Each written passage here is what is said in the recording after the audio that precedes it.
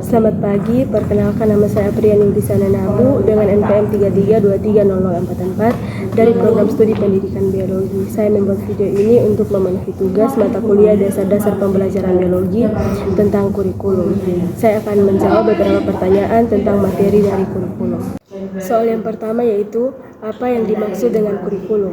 Menurut saya, kurikulum adalah sebuah rencana pembelajaran yang dibuat atau disusun untuk membantu proses pendidikan mulai dari tingkat sekolah dasar sampai pada perguruan tinggi. Nomor 2, apa kegunaan kurikulum pendidikan? Mengapa diperlukan kurikulum dalam pelaksanaan pendidikan? Kurikulum pendidikan memiliki beberapa kegunaan yang penting dalam pelaksanaan proses pendidikan. Ada beberapa alasan mengapa kurikulum sangat diperlukan. Alasan yang pertama yaitu memberikan struktur dan arah.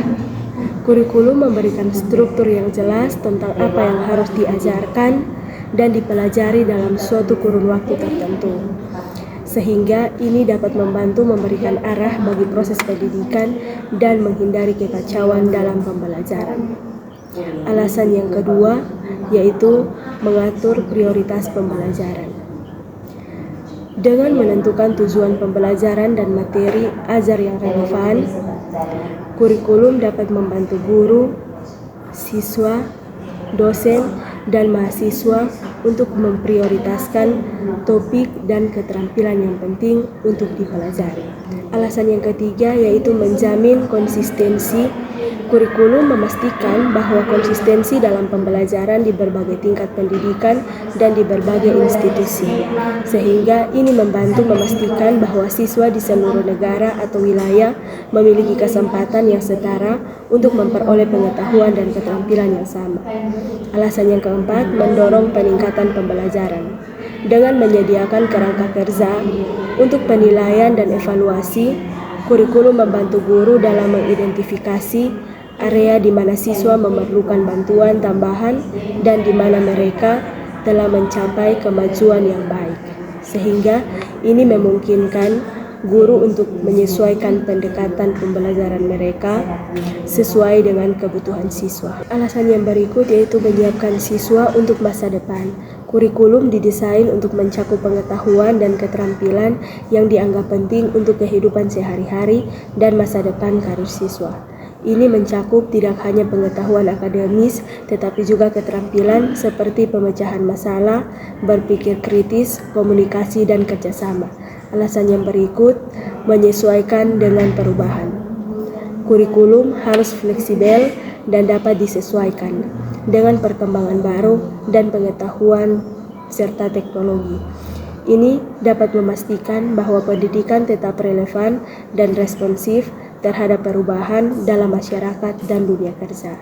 Sehingga kesimpulan yang dapat kita ambil yaitu secara keseluruhan, kurikulum pendidikan merupakan fondasi penting dalam menyediakan pendidikan yang bermutu dan relevan bagi siswa serta membantu mereka untuk berkembang menjadi individu yang terampil dan berpengetahuan luas.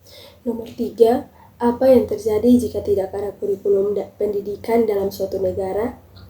Jika tidak ada kurikulum pendidikan dalam suatu negara, maka proses pendidikan dapat menjadi tidak terstruktur dan kurang efektif, sehingga terdapat beberapa konsekuensi yang memungkinkan dapat terjadi. Konsekuensi yang pertama yaitu ketidakpastian dalam pembelajaran.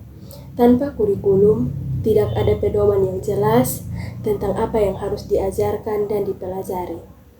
Hal ini dapat menyebabkan ketidakpastian antara guru, siswa, dosen, mahasiswa, dan orang tua tentang tujuan pendidikan dan keterampilan yang seharusnya diperoleh. Yang kedua, kurangnya fokus dan prioritas. Kurikulum membantu mengatur prioritas pembelajaran dengan menentukan tujuan yang penting. Tanpa kurikulum, mungkin sulit untuk menentukan topik atau keterampilan mana yang seharusnya diprioritaskan, sehingga mengakibatkan pembelajaran yang tidak terarah. Yang ketiga, kesulitan dalam penilaian dan evaluasi. Kurikulum memberikan kerangka kerja untuk penilaian dan evaluasi siswa. Tanpa kurikulum, mungkin sulit untuk mengukur kemajuan siswa, dan mengidentifikasi area yang memerlukan perbaikan. Berikut, kurangnya persiapan untuk masa depan. Kurikulum didesain untuk mencakup pengetahuan dan keterampilan yang dianggap penting untuk masa depan siswa. Tanpa kurikulum, ada resiko bahwa setiap siswa tidak akan memperoleh keterampilan yang diperlukan untuk sukses dalam kehidupan sehari-hari dan karir mereka. Selanjutnya, tidak responsif terhadap perubahan. Kurikulum yang fleksibel dapat disesuaikan dengan perkembangan baru dalam pengetahuan dan teknologi. Tanpa kurikulum, pendidikan mungkin tidak menanggapi perubahan dalam masyarakat dan dunia kerja. Sehingga kesimpulan yang diambil yaitu, secara keseluruhan, keberadaan kurikulum pendidikan sangat penting untuk memberikan struktur, fokus, dan kualitas dalam proses pembelajaran.